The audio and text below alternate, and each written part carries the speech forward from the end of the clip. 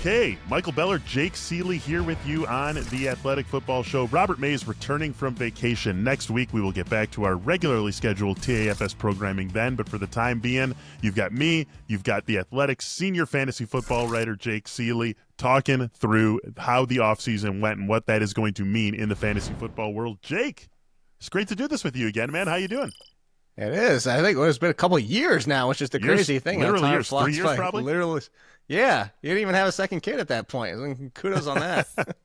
Thank you. Yeah, it has been a lot of change, a lot of difference, but I feel like this is going to be like riding a bike. Jake and I used to do this together, 3-4 times a week at The Athletic? Yeah. And now not so much, but we are going to, I think, have a lot of fun here on this episode of the Athletic Football Show, talking through all the changes that we experienced in the NFL world and how we think that affects the fantasy world going into the 2025 season. We're going to talk about our favorite moves, we think biggest winners are, biggest losers. We got a few categories that we're going to work our way through here. Jake, let's start it right off the top with that favorite move. Out of all the fantasy relevant moves that we saw this offseason, which one was your favorite one? Yeah, and I'm glad you prefaced that with fantasy relevant, because you can make an argument there were some better moves or favorite moves if we're just talking about teams overall. But for us in fantasy, Justin Fields going to the Jets. We're always looking for quarterbacks these days that can run, and the excitement of Justin Fields being able to be back as a starting quarterback and not have to worry about potentially losing his job, or is he going to start this week, or are we going to go back and forth 2 bad weeks and then he gets replaced again. The Jets turning to Fields, and they have some weapons for him. I think Garrett Wilson and Fields fit really well together. And if you talk about Fields, you know this as a Bears fan, DJ Moore's best season was with Justin Fields, and I think that similarity, I don't think DJ Moore to Garrett Wilson's a 1-for-1, but I think there's a lot of similarities where I'm not pegging or not downturning Garrett Wilson down from being a wide receiver 1, top 15 at least, but Justin Fields being able to have those weapons, even if there's a question at wide receiver 2, there's enough there that he can still run for 1,000 yards. You know this as much as anybody does. He's still somebody that finishes inside the top 10 with Daniel Jones-like passing. So if we're talking fantasy purely, finding a spot for Justin Fields to be a full-time starter, I don't think there's much more we could say was the best fantasy-only movement that we saw. Yeah, there was a Justin Fields start last year when he was with Pittsburgh, and in a super flex league where I'm playing 2 quarterbacks, I've got him going for me, and it was ugly. There was all the hallmarks of an ugly Justin Fields passing game. Really late going through his reads, missing a lot of guys high. Just what we've been used to seeing with Justin Fields since he's been in the NFL. But he ran for 3 touchdowns, and this was right around the time that Russell Wilson was getting healthy, and I was like, man, this might be it, but it was a hell of a ride while I had him in there, and it was it. The very next week was when Russell Wilson took over as the starter for Pittsburgh. So it is nice that he does have what feels like a whole lot longer of a leash in New York than he had in Pittsburgh last season. Looking around that team, you say Garrett Wilson is a guy who sticks basically where he would have been for you, with fill-in-the-blank quarterback there with the Jets. Breece Hall. Thoughts on Breece Hall with Justin Fields now the quarterback there? Yeah, I don't think if it was only Breece Hall, I would have a concern. The concern is it's not only Breece Hall anymore. I still think if you look down this depth chart, Breece Hall is the best talent, but we know what Braylon Allen can bring. We know Isaiah Davis was a sneaky value in the draft that people liked a lot, including myself. And I just think that you have options here where you started to see them pull off a Breece Hall late, and for no other reason, which seems to be the general consensus of the NFL now, as to how many bell cow, heavy 20-plus touch per game guys. I mean, we've even seen, and I know we're not talking about the Rams today, but Sean McVay, who's been very much of that we're going to talk about him eventually. Oh, okay, there you go. Then we'll save that for later. But even so, the fact that he's been very much in that bell cow, I used this guy only 90% of the time, every single week. Even he's saying like, yeah, maybe we need to rethink this. So I think that Breece Hall is fine, but I think he's more of what he had been last year as an RB2. You're going to get some bad weeks. You're going to get some weeks where maybe Braylon Allen steals a few more touches, including a touchdown. And then, of course, the biggest thing, as we've seen with Fields and any kind of quarterback of his ilk, is that if we do have somebody on only 90% of the touches, we're okay. Like, that running back can survive. Derrick Henry with Lamar Jackson can survive. But I think now we have to understand that Breece Hall is an RB2 despite his immense talent. All right, we're going to talk about the Rams right now, actually, Jake, because my favorite move of the offseason is Davante Adams to the Rams. So we're not talking about the Rams running back situation. We're not getting into Kyron Williams, but we are getting into Davante Adams going to the Rams, my favorite move of the offseason. It was a really bad situation, basically, all year long for Davante Adams. Whether it was the Raiders, whether it was the Jets, he was just not playing in good offenses last year, and he still caught 85 passes for a little more than 1,000 yards and 8 touchdowns, the wide receiver 13, and half PPR scoring. So basically, this guy does what he always does, maybe a half step down or a full step down production-wise because of how bad the offenses were.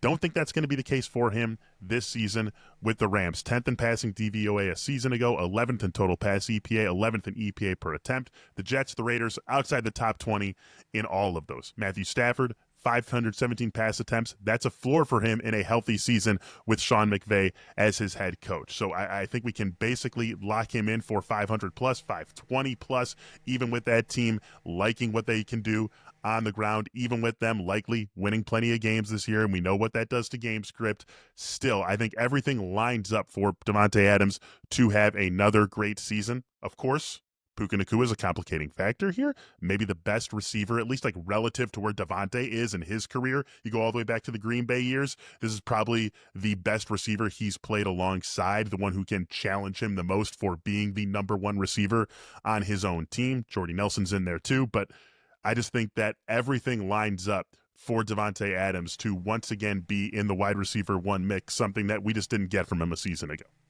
Yeah, I'm with you on that. Actually, my early rankings, the first wide receiver 2, as in on a team's 2, is T. Higgins that I have ranked, and then Davante Adams is right behind him. Davante Adams and T. Higgins in my rankings are alongside like Ladd McConkey and Terry McLaurin, as in pushing the top 15. I think this was great for Stafford and everybody involved, and that we saw even, I think at this point, Cooper Kupp's not even 95% of what he was. Maybe, I mean, we're kind of hoping that he has 85% left at this point.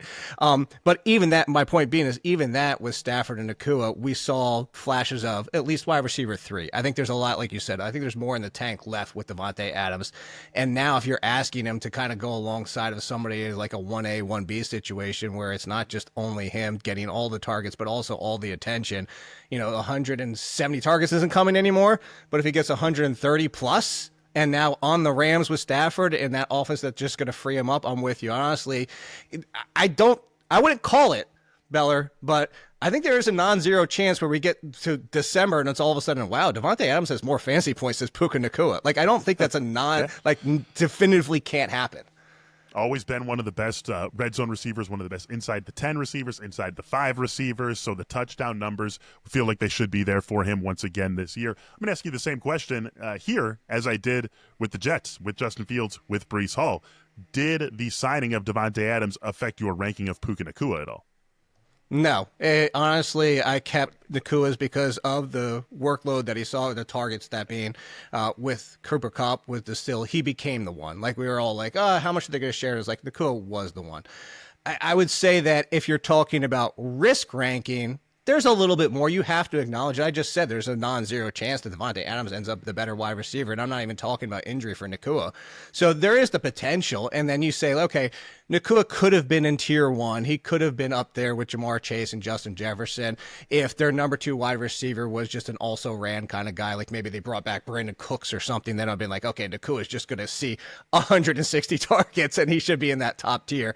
So basically, I already had him in that second tier, expecting the Rams to do something in free agency or the draft, and this just kind of kept him there. But I do acknowledge that I would say there's a little bit more risk, the fact that it is a talent of Adams and not just some other wide receiver 4 out there.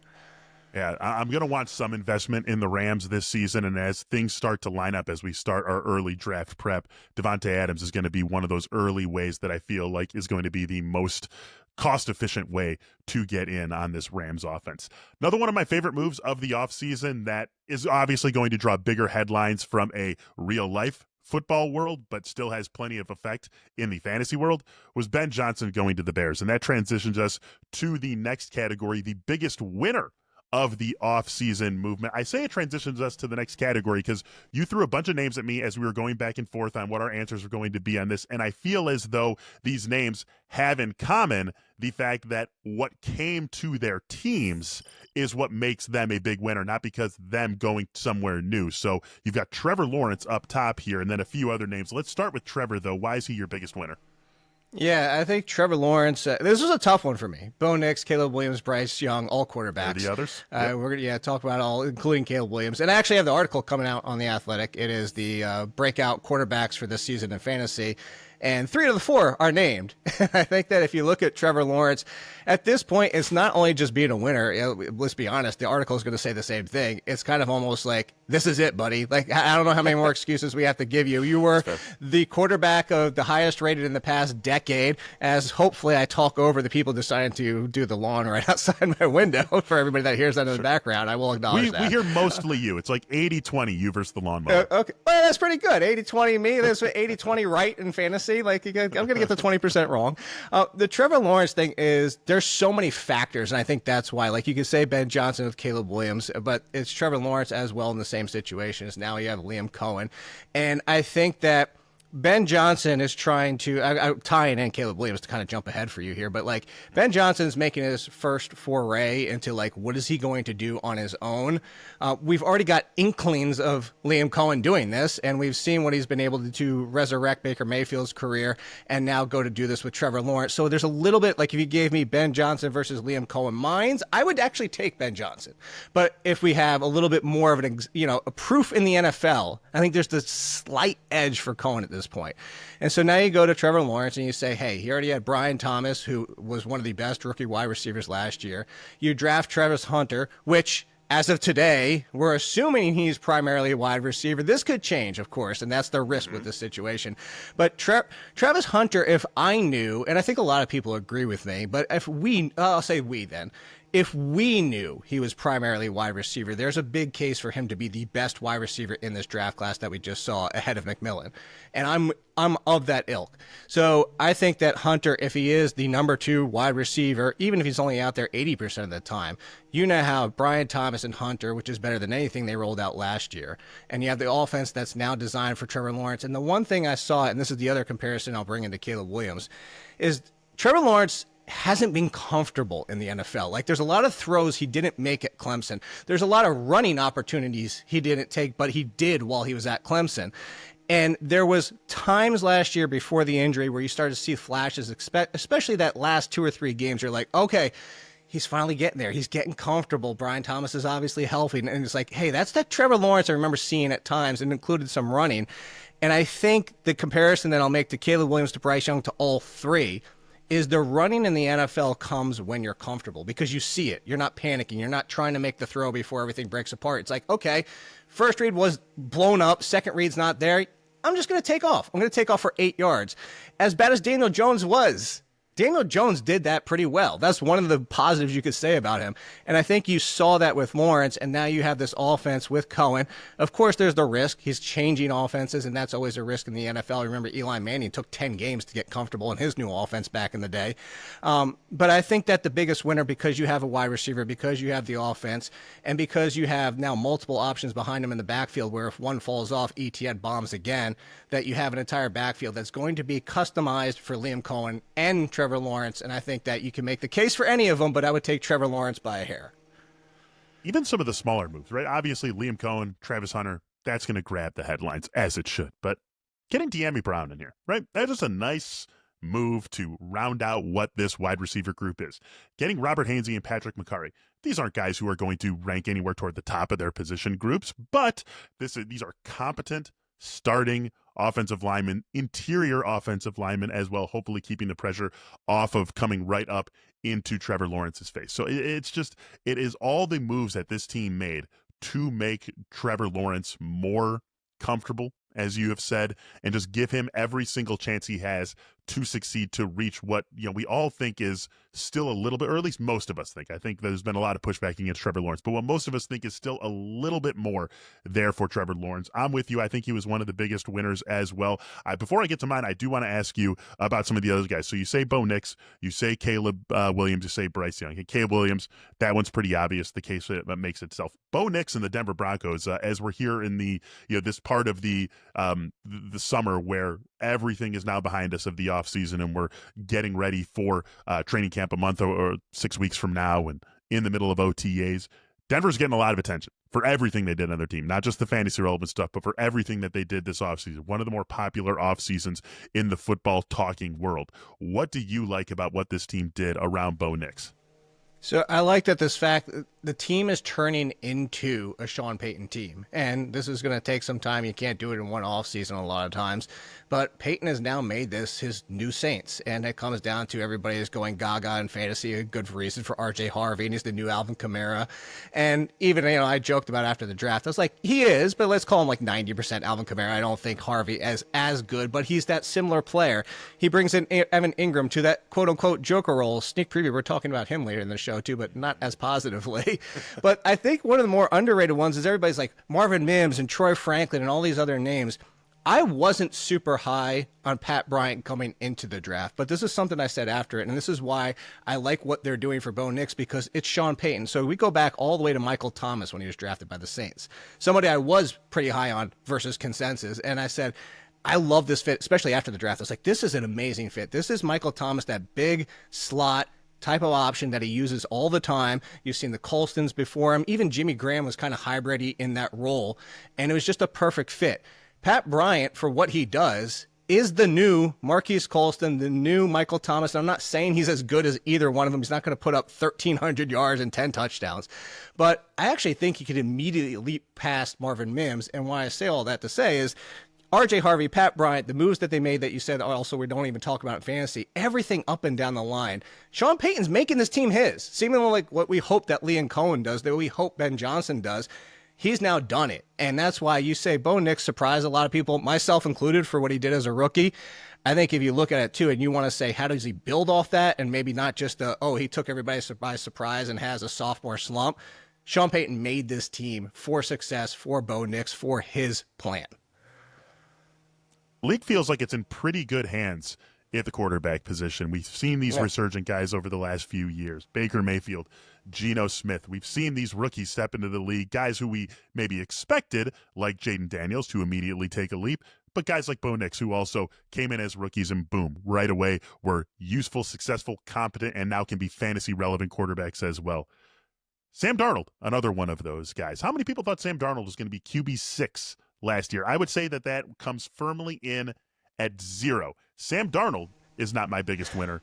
It's J.J. McCarthy. J.J. McCarthy goes down as my biggest winner of the offseason in the fantasy world. I love everything about what is going on in Minnesota. First of all, the offensive line additions that this team made. We got Will Fries as the starting right guard. We've got Ryan Kelly at center, using the first-round pick on Donovan Jackson to be the starting left guard. We know what Christian Darrisaw is when he's healthy. You put him and Brian O'Neill together, that's among the best tackle duos in the league. This was a weakness for Minnesota last year. We saw that in the playoff game when they flamed out in the wild card round. This is no longer going to be a weakness for this team this season with those 5 guys along the line. More than that, clearly the starter in Minnesota. They could have brought back Sam Darnold if they wanted. They said, no thanks, Sam's gone.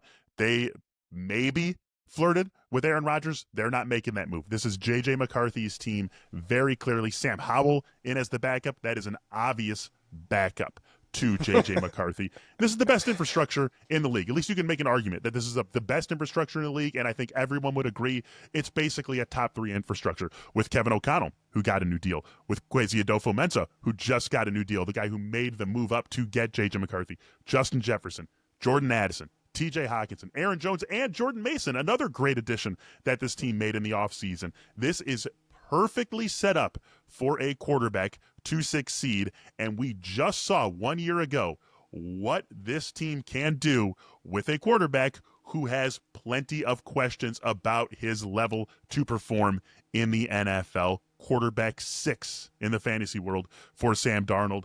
I love it. Obviously, you're not going to be drafting J.J. McCarthy as your starting quarterback when you are sitting down to draft in August or whatever, but I think he can play up to that level eventually this season because of everything that is around him and what I would say is the best situation in the league. It's hard to disagree with much anything you said. And honestly, it's for somebody, and I'm going to preface this with, I wasn't the biggest J.J. McCarthy fan. One of the profiles, so a couple of years ago, I think it was the second or third years with The Athletic, I said, I'm going to stop profiling rookies as a whole because we have Dane Brugler is doing that. I'm just echoing a lot of things. They're like, you know what? So I'm going to, instead, I pivoted and kind of said, here's the fantasy expectation. Like, if I told you player for player, what's the output? And this I'm bringing this up to say, because the comparison I'm about to make is not a 1-for-1 for McCarthy, and people will understand that, is fantasy output wise, I said the current NFL version of Trevor Lawrence. So, okay, 4,000-ish yards, 23 to 25 touchdowns, 300 to 400 yards on the ground. But that's actually kind of like a pretty lofty expectation for somebody who's about to make his first season. So I'm with you in that if somebody's going to do it, you flip Trevor Lawrence and J.J. McCarthy, I would actually even have higher expectations for Trevor Lawrence than with the Jags, because what you said, it's the environment, it's the team, it's everything around him, the weapons, the offense, the style. I mean, Kevin O'Connell has proven to be one of the best hires when they made it, and he's changed this organization as a whole. So I'm with you. I think that if I was going to include, so my breakout, I don't do players who haven't played yet. That's just my definition, is I don't do rookies because you can't break out from nothing. Yep. You can have a great debut. So JJ McCarthy would have a great debut because he never had his rookie season. If I was going to put him in there, he probably would make the top 5 of breakouts. And that's coming. And I say that all to say is I'm still not the biggest McCarthy fan, but I can love the team. I can love the situation. I can love the upside for what's here. Let's go and do our next category here, Jake. Addition by subtraction. What we mean by that is a guy whose stock increased because his team lost someone, and so now he finds himself in a better position. What do you got for this one? Yeah, I originally wanted to go with Jackson Smith and Jigba, but that felt like a layup. That felt obvious. So I'm going to go a little bit different direction, and I'm going to say the 49ers as a whole. No Deebo Samuel, and we've seen the numbers with and without Deebo. We've seen the numbers with and without Brandon Ayuk for George Kittle, and I kind of wanted to bring them up as a whole because there's been a lot of talk, especially on like early fantasy podcasts I've been doing, of like, is it Juwan Jennings going to build off last year? What if Ayuk is back at the beginning of the season? What if it's a few weeks and then Jennings steps aside because they play the similar position, and that Pearsall steps up and has a big season? And I'm like, hey, look, I'm a Pearsall guy. I love Pearsall. I think there's a chance that if Ayuk plays even half the season, that Pearsall ends up being the most valuable wide receiver because, again, you're kind of replicating Jennings and Ayuk. That being said, I'm also a huge fan of Jennings from the waiver column last year. But I wanted to bring them all up to say is I brought this up on a podcast lately, and I said, we're trying to play this wide receiver of who it is. What if the real winner here by subtraction is just George Kittle? George Kittle, who has never had a tight end 1 finish, but has been 2 and 3, because of that Travis Kelce guy upping him every single chance he could get, but has seasons where just last year he was actually, that being Kittle, number 1 in fantasy points per game. He's had multiple seasons of over 14 points per game, which would put you as the wide receiver 1 almost every single season if Travis Kelce wasn't around. And we go to the numbers of Kittle with and without a wide receiver when it's just one other wide receiver and Kittle on the field at being like a primary wide receiver of talents and targets. Kittle's been putting up top 5 numbers week in and week out. Like, he never falls back to like, it was a bad week for Kittle. And I know people are talking about Christian McCaffrey being back, and that's another factor in this offense. But I think if you look at this, I think Jennings and Pearsall are winners, but I think the one that might get overlooked because everybody's trying to figure out the wide receivers is that now's the time, and because we're primarily focused on fantasy for this podcast today, is that stop saying I'm taking Brock Bowers in the 2nd round, maybe at the end of the 1st, and McBride in the 2nd, 3rd. Just wait until the 4th or 5th round and get George Kittle, who probably puts up very equitable numbers to those 2 guys 2 or 3 rounds later. It's such a fascinating team, I think, this year because of everything we've come to expect from the 49ers, everything we've come to expect from Kyle Shanahan, the fact that we've seen Shanahan adjust on the fly. We've seen him make the most out of basically every situation that he's been in. But this is just a very different Niners team than what we're used to seeing with Shanahan as the head coach. They're paying the quarterback. Right? First time that they're paying the quarterback like this. And so what's that going to do downstream is a question that we need to face eventually. And now we got Christian McCaffrey. How healthy is he going to be this season? Brandon Ayuk coming back from the injury. Deebo Samuel gone. This was a team that at its best a couple of years ago was very clearly a team made up of superstars that still somehow, maybe superstars is a stretch for everyone but McCaffrey, but made up of very good players across the board. And Kittle, I guess, too. You know what I'm saying. Yeah. Made up of very good players with superstars moments, is how I'll say it, that still found a way to be greater than the sum of its parts. Yeah. And that's a hallmark of Kyle Shanahan. And now we can expect that, I think, this year, and it is going to be interesting to see how they piece that all together with just a very different look across the board. And I think that's the play here too. If I'm going to try to find the biggest winner in San Francisco because of the pass catcher changes, I do think that Kittle is the one who is likely to see his role remain what it has been and potentially be a little bit enhanced because of just his entire familiarity with what they do and, let's be honest, the explosiveness that he brings to the passing game. Yeah, and that's the biggest thing is like no matter what, you have a matchup problem here. And again, I can go to the comfort level. The sum of the parts. You can go to the quarterback. Brock Purdy on 25 other teams is not going to be the Brock Purdy we know. And that's just part of the equation here. So I think if you're looking at the values here, I mean, we're talking fantasy specifically, they're all values right now because Jennings and Pearsall are not even being drafted as top 35 wide receivers. But I think the biggest one is that the constant, to go back to Lost fans there, the constant is George Kittle. It's the one we know. Oh, God. I wish I could. I was reaching for it. I watched Lost, but I didn't have Desmond, right? It was Desmond was the right? Yeah. There you go. There we go. All right, there we go. We're trying to forget those last few episodes like Game of Thrones. So like these aren't we all? Aren't we all? I knew I had to talk my way through it there. I'm going to take the layup here. You can shame me all you want, but I'm going to take the layup and say Jackson Smith and Jake. But for what it's worth, I had the rest of the Niners guys written down also. But being that you're the more of the guest on the Athletic Football Show than I am, I will let you take that one, and I'll take JSN. 2024 was a breakout season, 100 grabs, 1,130 yards, 6 touchdowns. He was still contending with DK Metcalf. DK now in Pittsburgh. Cooper Kupp is here, yes, but JSN is clearly, very clearly the number one receiver in a way that he wasn't going into last year. Maybe by time we got halfway through the season in Seattle, he was becoming that guy and did become that guy, but it never fully felt like he was the number one in the way that he will be the number one this year. Obviously, we've got the quarterback change going from Geno to Sam Darnold, so that is something that's just going to take a little bit of figuring out, like the Clint Kubiak move for this team also, but you just look at what JSN did already last year, what he comes into this season with, who is now gone from there. And I think it's also important to note that Cooper Kupp, you look at the contract on paper, the way it gets reported, 3 years, $45 million. But there's an out for him after this year. There's an out for Seattle. This is really a one-year contract. He's guaranteed $17.5 million. So clearly the Seahawks are all in on JSN as the number one receiver. I think we should be looking at him as a top 10, top 12 receiver. I couldn't agree more. Like I said, and I'm not going to fault you for taking the layup here. I think there's a chance that everybody seems to love Drake London now with the fact that Penix targeted him 8 billion times over the last few games. And they're like, oh, wait, if you're going to give any wide receiver of these ilks a 40+% target share, it's going to be hard not to be top 10. But I wouldn't be shocked if they're right neck and neck for the entire season. The only concern we have, and to go back to Sam Darnold, the only concern we have is the offensive line for the Seahawks and the fact that we did see Sam Darnold show those flashes of seeing ghosts when the pressure came. But the interesting thing is Beller, and I'm sure you've seen this too, is I went back and looked and I was like, who is actually struggling under pressure? And I expected to see Sam Darnold at the bottom. He actually was top 10 in passer rating when under pressure with the Vikings. Now, granted, does that translate when we get to the Seahawks? But I don't think it's as bad as people realize. We just have that, again, it's the Lost, it's the Game of Thrones. It's the late season bad taste that was left in your mouth, and that's what you remember the most. And hopefully the confidence that he gained from being in Minnesota last year is something that can translate. And like I said, Clint Kubiak coming over from New Orleans, there's something to be excited about in Seattle, even with all the changes that make this feel like a completely different team. I mean, it is, right? DK's gone, Tyler Lockett's gone, Geno Smith is gone. It feels like a totally different regime in Seattle because it is. I think there's a lot of reason to be excited about it. The other one I just want to float out a test balloon here.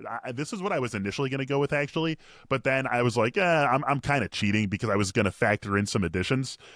But CJ Stroud, with Stephon Diggs gone, with Bobby Slowick gone, bringing in Christian Kirk, bringing in Nick Caley, it just feels like the pieces fit better than they did a season ago. It felt like cheating because I needed the additions to be part of this too. So it's like addition by subtraction, but then also some addition. But I do think that even with the major offensive line questions Houston has, there's reason to be more excited about CJ Stroud in that passing game than it seems like there would be after what we watched last season.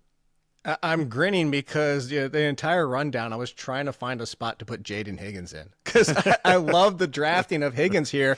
Yeah. And the situation is, I just thought, like, a lot of people compared him to Nico Collins, and including Brugler. I was a little bit different. I forget my exact comparison now at this point because I've been so fantasy focused at this point, but I can see numbers similar to Nico Collins. And when you have those as the 1-2, and you can say, hey, Christian Kirk should be our 3. Mm-hmm. And even if not, Jalen Noel maybe takes his place because Christian Kirk doesn't stay healthy, but when on the field, been productive. I'm with you. Like, if you're looking for a rebound candidate, like rebound player of the year, comeback player of the year, whatever you want to call it, I'm with you on CJ Stroud. You talked about playing Superflex earlier on in the show, and I think CJ Stroud is going to end up being my QB2 in a lot of leagues just based off the fact that, like, he's prime set for that rebound season. I want to say he was being drafted as like QB5 last year, somewhere in there. Yeah. If it wasn't 5, it was 5, it was 6, it was whatever. It was right in there. QB18 right now in the consensus rankings on Fantasy Pros. 5 maybe was too high. I think 18 is certainly too low. So I think that this is a guy, right? This is someone who I think is primed for a rebound season. Let's just please Houston, figure out the protections. Please figure out the protections. It's going to be harder without Laramie Tunsil, but please figure it out for him because this is a guy who deserves better than what he got from his offensive line last year. The biggest loser is the category that we move on to next. Now, Jake, you threw 2 names at me for this one, and I got to be honest, both of them feel a little bit – I know where you're going with it, but both of them felt a little bit surprising to me. I'm not going to spoil it. You give us the names and the reasoning. Yeah, I figured you'd really be upset with the one in the parentheses, too. My biggest one, and close behind, and I think it's just potential losers here. The biggest, actually, I guess the first is, we'll just say his name's Zay Flowers. I think the first is perception, because I'm still seeing Zay Flowers and people treating him in fantasy as this mid to high-end wide receiver, too. That's not even close to what he was last year. And that's before you add in DeAndre Hopkins. I don't think DeAndre Hopkins is some big, huge threat anymore. This isn't DeAndre Hopkins that we knew 5, 6, 7 years ago. But he's just another piece in this offense that includes Mark Andrews, Isaiah Likely, Rashad Bateman, who won't go away. I mean, even last year we saw Nelson Aguilar pop off 1 or 2 times just because there's so many options. And let's go back to last season. 40-plus touchdowns from Lamar Jackson, and Zay Flowers still couldn't even get to be in a top 25 wide receiver. So I say this to say that, like, I don't think he's the biggest loser as in DeAndre Hopkins came in and he's a loser. I think he's a loser in fantasy because people still don't see the truth. And that's just, let's be honest, Zay Flowers is a great talent on a great team, but just like we've seen so many times before with the Ravens, that just doesn't equate to being a top 20 wide receiver. So stop treating him as such. Just understand that. So he's a loser in perspective.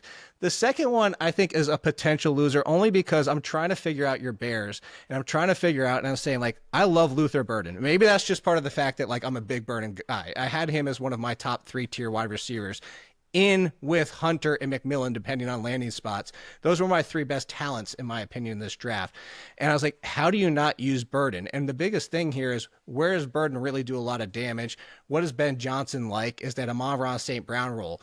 Well, the 2 options for that are Burden and Odunze, which, of course, you would say, well, if Burden gets that role, that hurts Odunze. But what Odunze showed us last year is that he's not ready, and there's a lot of factors to come around, and he could be. I still had him as a top 3 talent wide receiver last year with Malik Neighbors and Marvin Harrison. So I think if you're looking here is that if Odunze doesn't bust, like if he isn't as bad as he was last year and clearly becomes the number 3 behind even Burden, and it's Odunze and Burden and DJ Moore, you just go back to almost the Ravens type of situation is they can't all eat. They can't all be putting up 1,200 yards. They can't all be having amazing top 20 wide receiver seasons.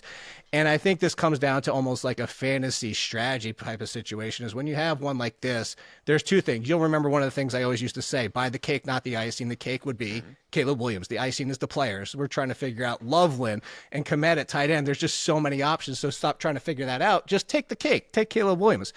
But the other part of it here is that because of this, and I just brought up the Ravens type of situation, well, I'm also going to take the cheapest wide receiver. DJ Moore, he deserved talent-wise, and what we even just saw last year, sure, top 20. But I'm not going to bet on top 20 potentially from any of them, and I think just because of the style of Ben Johnson and these wide receivers, if the odd man out from what works best is here, it just... DJ Moore screaming me in the face, like the potential most lost value from last year, and that just makes him kind of a potential fantasy loser. I'd still love him as a wide receiver 3, just not a wide receiver 2 because of the risk. Wide receiver 20 right now in Fantasy Pros consensus rankings. I'm going to throw some names at you that are right around him. You give me one-word answer who you would go with. DJ Moore versus Marvin Harrison Jr. I have him one spot in front of him. Marvin Harrison Jr. DJ Moore. These guys are all behind him. DJ Moore versus Cortland Sutton. Oh, I'd still take Moore in that situation. How about DJ Moore versus DK Metcalf? Metcalf. DJ Moore versus Devontae Smith. Devontae Smith barely. I'll give you one more. DJ Moore versus Jameson Williams. DJ Moore. All right. So you're still in on him at like a wide receiver the mid-20s ranking. Yeah. So high end 3. High end 3. High end 3 for DJ. I mean, I understand. I think that Ben Johnson, the lift that the Bears offense gets in everything that Ben Johnson likely brings to the table, as you referenced earlier in the show, it's a much different world being the head coach versus being the offensive coordinator, and you got to prove you can do the whole big job and not just what you were doing previously. But yeah, Ben Johnson's given us every reason to believe that he's at least checked every box you want a guy to check, and checked it emphatically on his way to where he is in Chicago now. What's the saying? High tide raises all ships, or something like that? Or did I just jack that up? I mean, lifts is typically the way people say it. High tide, lifts all ship. Lifts all boats, lifts all ships. But either way, I think he is that high tide for the Bears. So I'm a little bit higher on DJ Moore than you. I do follow your logic, and I follow it on Zay Flowers too. Should I Yogi Berra it? When the tide goes out, the ships come in to fly at the airport or something. Wide receiver 34 for Zay Flowers in points per game last year. And so with everything that went right for Baltimore, I think that is something worth noting and a good thing to keep in mind as you start getting yourself ready for what you're going to be doing in your fantasy leagues this season. For me, look, I am not saying to not take these guys. I promise you, I am not saying to not take these guys. But it's the reverse of what we're talking about with that Ben Johnson high tide. Jahmyr Gibbs and David Montgomery, man, I am the tiniest bit worried as to what you can be worried for what this team is and what these kinds of players are, because Ben Johnson's the architect of that. Ben Johnson is the architect of that offense and of that diverse, explosive, fun, productive run game. He is gone, and a lot of the DNA is still there. They did a very good job by keeping Hank Fraley in town, gave him that little bump with the run game coordinator. That makes a ton of sense. John Morton at least has been here in Detroit, not with this group of guys, but still has familiarity of the building. There's plenty of reason to believe that they can still keep those two guys as what they were. But now we're talking about some interior offensive line changes too. Frank Ragnow retiring. He's gone. You just look at all these changes that are in Detroit, and it is hard to maintain year over year when you are dealing with these kinds of changes. And so I worry a little bit about the Detroit Lions run game producing to the level that it has. I already know that I've got the 9th overall pick in a Superflex draft of mine. If Jahmyr Gibbs is sitting there at number 9, which in Superflex is a decent chance he will be, I'm not going to really have any problem putting his name up on the board, depending on who else is there. But I do think there is reason to consider the downsides of this Detroit offense, which we haven't really considered over the last couple of years because of all the changes that have gone on there. Yeah, I think it's a worthy concern in the fact that I know a lot of people want to put Bijan at number 1, and let's talk about that as a whole. It's like Bijan was well behind Gibbs in points per game and also well behind Barkley, and people are wanting to make that leap for Barkley and Bijan over Gibbs. for that. And I could see even, depending on where you're drafting and what wide receivers are there, if you want to go wide receiver and come back around and say, you know what, maybe I don't take that risk with Gibbs. Maybe I have to go wide receiver first and come back and get another year of Derrick Henry or something like. I think that's warranted. But I think the bigger concern is even the second part of that, what you said. It was a lot of focus was on Gibbs, but let's talk Montgomery too.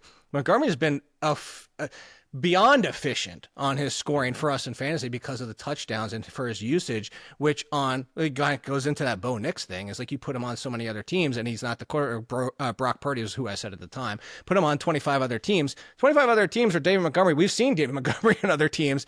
This is not the same David Montgomery that he is on this offense. So I think pulling away Ben Johnson, you brought it. There's a lot of continuity still, but the continuity doesn't always breed success just because you're not making a lot of changes. You still have the mind that is gone. And I'm with you. I think there's a warranted concern to say like, hey, maybe just a half of a peg, but we're still drafting them. Lions led the league last year, 70 touchdowns. In 2023, they were third in the league with 58 touchdowns. I mean, this is a team that has just done a whole lot of scoring, and that's what we care about in the fantasy world. What if that 70 comes back? What if the 70 comes down to 58, right? Which is still A, very high, and B, a reasonable dip for a team to take from 70 touchdowns that they scored a season ago. What if look at the rush. I was going to say for David Montgomery, every running back that scored at least 10 plus touches on the ground, running ball, had at least 60 more carries, minimum 60 more carries than David Montgomery did.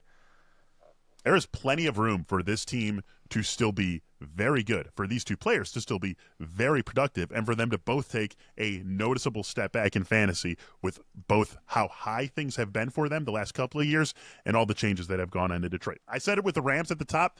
The Lions are another team I'm going to want to find investment in.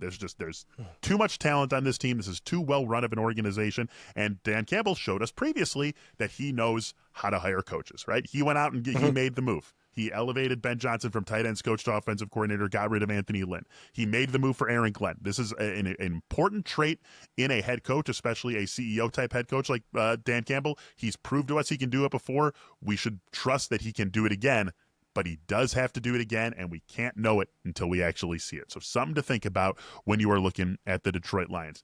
All right, Jake, we have not had a ton of rookie talk so far. Of course, we've had a little bit, but the draft, always one of the biggest things that happens in the offseason, always one of the biggest drivers of what we end up doing in the fantasy world. And the biggest driver of that, as it goes this year in the fantasy world, is, of course, going to be Ashton Jeanty. So let's just big picture.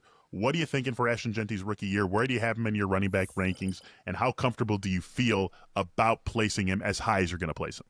Yeah, I'll start with where do I have him? I have him at 6, which I bring it up first to say one thing is that's only at running back, is that's actually behind consensus as of today. Most have him at 4, and I get it. This is the same as Ezekiel Elliott. This is the same as Saquon Barkley. This is the same as any running back of this talent going to a situation where they are going to step into 300 plus touches. There's no question about that. Bijan Robinson a couple years ago.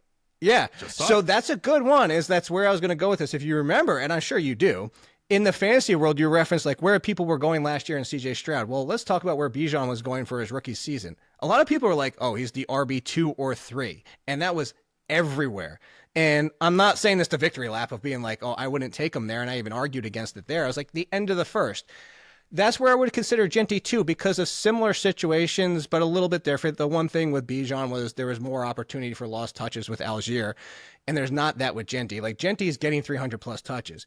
The concern is the offense being one. I know Geno's there now, but there's a lot of moving parts in that aspect. The offensive line still has some questions, but the biggest thing here is strength of schedule as a whole means nothing. Strength of opponent, and when I say opponent, is then positional. Running backs facing tough run defenses, wide receivers facing tough pass defenses, quarterbacks the same. So you look at it, and I don't like projecting out the entire season because we've seen, I reference that year all the time. I think it was 2017-18, somewhere around there. The Giants and Saints flipped. The Giants were like, you don't want to face them at the beginning of the year. And then all of a sudden it was like, stack everybody you can against the Giants. And the opposite happened with the Saints. And I always reference that year to say, you don't know necessarily once we get to December, our defense is going to be defenses. That being said, the Raiders, the Chiefs alone twice a year, I mean, they have one of the worst potential running back matchups on paper for the season. And I say on paper because it could change. But it's enough to say a rookie coming into a situation that's not one of the best offenses in the league, that has questions, has a brutal defensive schedule for the running back, says he can be volume-based, and that'll carry him just like Joe Mixon got carried for years on his volume. But if the touchdowns aren't there, he's a mid-back-end RB1, and that's amazing for a rookie. But we do have to take that into context. Is I would still take Derrick Henry. I would still consider Josh Jacobs and Chase Brown. And if we have healthy reports from now until August, there's no question in my mind, as long as we know he's healthy in day one, I'm taking Christian McCaffrey over Ashton Jeanty at this point. Yeah, Derrick Henry right behind him in the consensus rankings, Devon Achane, Christian McCaffrey, Jonathan Taylor, Josh Jacobs, Bucky Irving, Kyron Williams, Chase Brown. That takes you all the way down to RB12 in the consensus rankings now. So you got to believe, and maybe he lives up to it, but you absolutely have to believe. Chip Kelly here as the offensive coordinator. Any thoughts on Chip Kelly and how that affects Ashton Jeanty? Not so much the fact of what it affects Ashton Jeanty as more as the offense as a whole. One of the concerns was, did Chip Kelly learn from his first go around and then basically bringing his career back when he back to college to get to the second chance now as coordinator? I'm hoping that things are a little bit different this time around because it was hellish the first time. We've seen it so many times, though, with guys who get head coaching jobs, and it's just a bit much. Just talking about how, Ben Johnson's got to prove it before we can fully buy that he can be that guy. We just saw it last year with Cliff Kingsbury. It wasn't great as a head coach. No. Goes back to school, comes back to the NFL as an OC and an OC only, and look at what happens for him. Yeah. Right? Look at Washington totally takes off.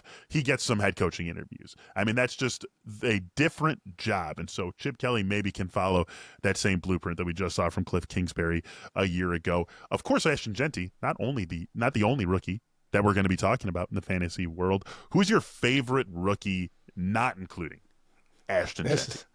I'm so glad we're talking about this because it was a loaded running back draft class. And I feel like after Jeanty, there's 2 wide receivers too. I feel like there's a big 5. Like there's a lot that I still like. I mean, there's a lot. This is probably the highest I've ranked a lot of rookie running backs in a long time. But a lot of people like Quinshon Judkins and his situation. I'm kind of like, that's dragging him down just a little bit. I talked Travis Hunter earlier with the Jaguars. I think Teteroa McMillan's in a great spot for volume, but let's talk about the risk of that. You hope Bryce Young can build off of last year. We hope McMillan can, fix some of the concerns we saw in his final year of college. RJ Harvey brought up earlier with the Broncos that he's going to be in a great spot getting the usage like Alvin Kamara, but I go back to Travion Henderson or Trey Henderson as he was at the Combine. I don't know if he's deciding to switch his name or what it might be. Yeah, where'd that come from? His nameplate in front of him at the Combine. He was just like, "Hey, I'm Trey Henderson." I'm like, "Wait, Travion Henderson for his entire college career, and now suddenly it's Trey." I know. I don't know. I'm gonna whatever he wants to be called. I will. The guy gets to decide what we call him. If that's what he wants, you just can't do it. You can't do it like Travis Kelce and wait 10 years and be like, "Oh, by the way, my last name is actually Kels, not Kelsey." Like you can't pull that, which probably was a joke anyway. But you get my point. I think Henderson. Despite the fact I don't think, to use the bell cow term from earlier in the show, I don't think he's a 20 touch per game guy. Yeah. But the one thing I love about Henderson, and you'll know this too, especially like the Big Ten and everything, is like go back to years. Well, what was the Big Ten? Is you go back years and like Henderson 3 years ago was like, oh my God, this guy might be a top 10 pick. And he had some injuries. But one thing on a per touch basis, and I made the joke when we did the podcast around the draft, and I said, you remember those little shotgun car things, the Hot Wheels where you would pull it back and then spring would make that noise and then you just let it go? That's Travion Henderson. Like he gets the ball and shotgun goodbye. And you put him in this offense as the lead, and it just has to be 15 touches on average per game. And I think he's going to be a top 20-ish running back. I have him one spot in front of Judkins, who I think actually might get more touches. But I actually, would actually like the Patriots situation more than the Browns situation, especially if you're coming into a split backfield. And I don't think Henderson is not without being able to play all 3 downs. I think that world is open to him. I just don't think they'll give him that from day one. Maybe see if there's anything left with Stevenson after his drop-off last year.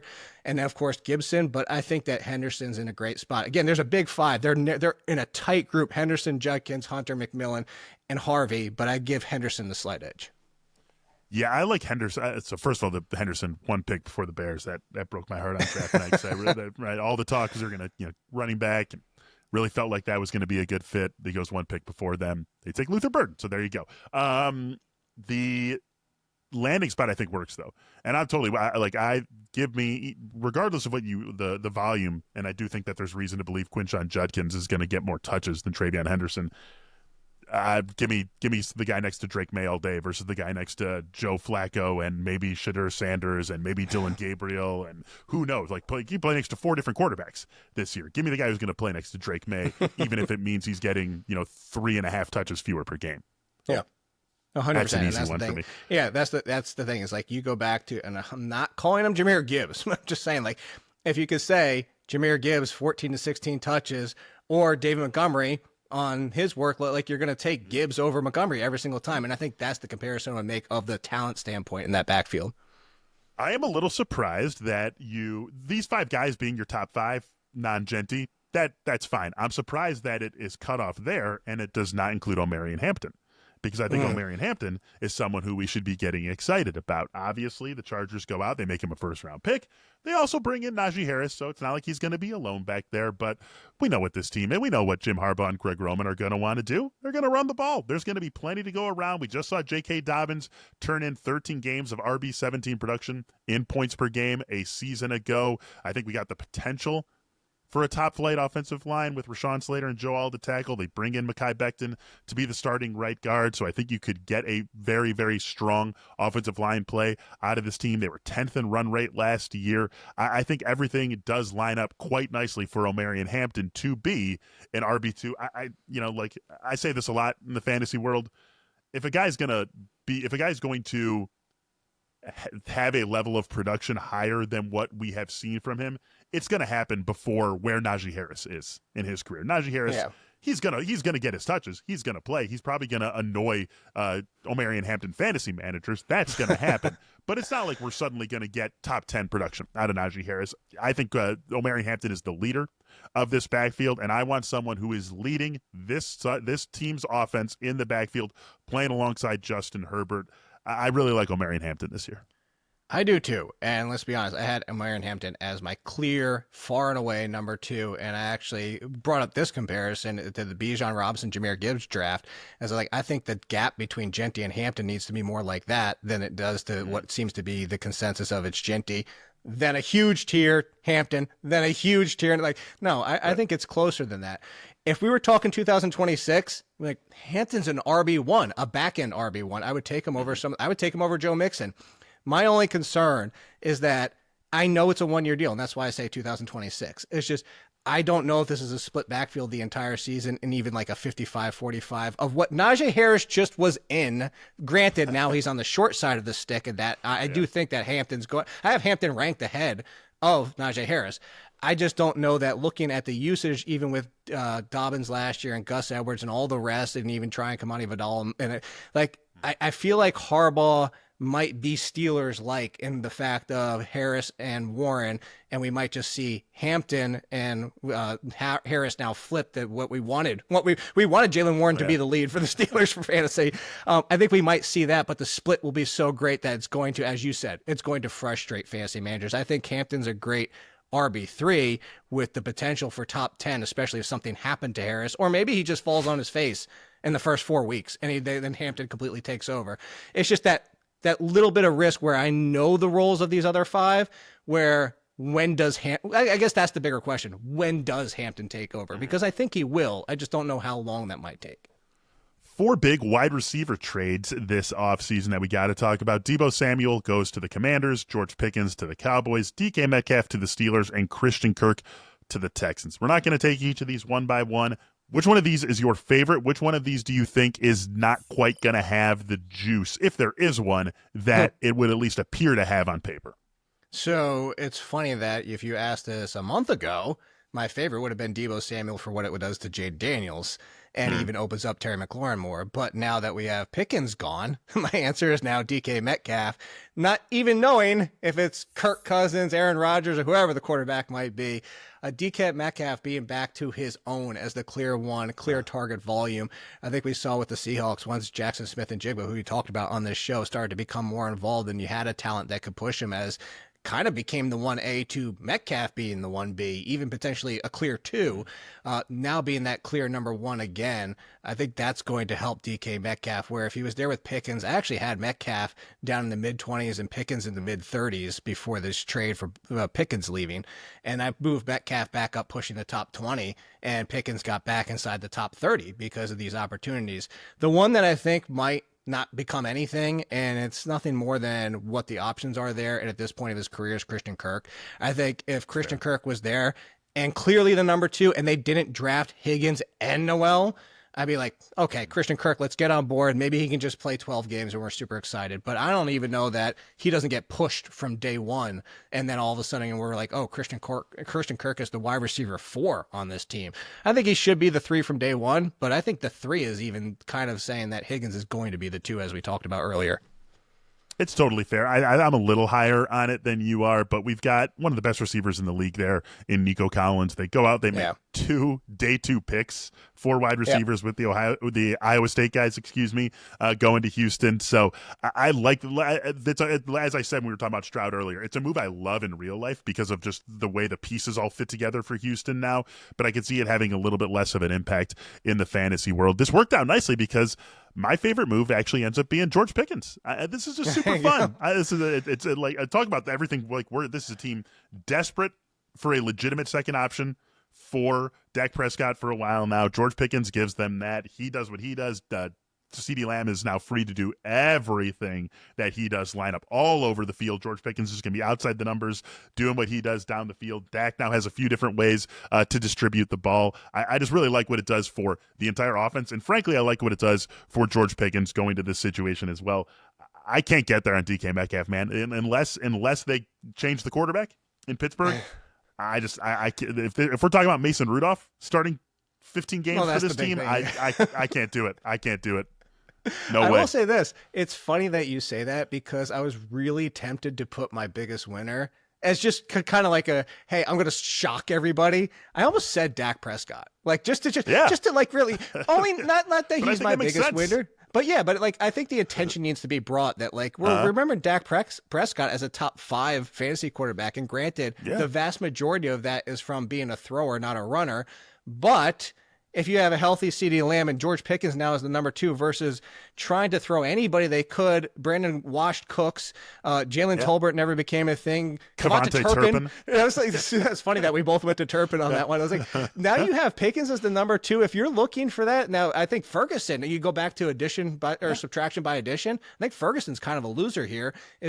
All that being said, is that I think Dak Prescott's kind of getting overlooked as like similar to CJ Stroud.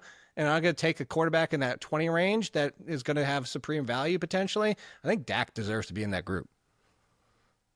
Jake, this was awesome doing this again with you. Ton of fun getting to bring the Athletic Fantasy Football Show to the Athletic Football Show. Great to talk to you, man. Just give our listeners where and what they can find from you as we start to turn the fantasy spigot on here.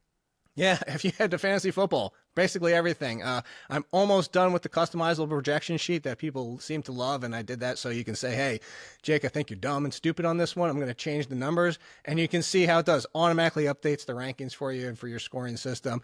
And the current, just finishing up the breakout quarterbacks, which will be breakout quarterbacks, running backs, wide receivers, and tight ends for next year. And then before you know it, July is here and the draft kit is out. So it's right around the corner.